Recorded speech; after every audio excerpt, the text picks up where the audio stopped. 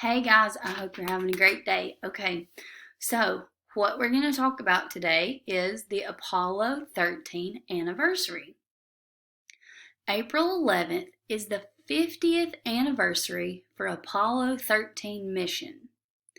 The Apollo 13 mission launched on April the 11th, 1970. 3 NASA astronauts flew in a spacecraft. They tried to land on the moon. But the spacecraft had a big problem. Part of the spacecraft was damaged on April 13th. The spacecraft could not land on the moon. The astronauts and NASA scientists worked together.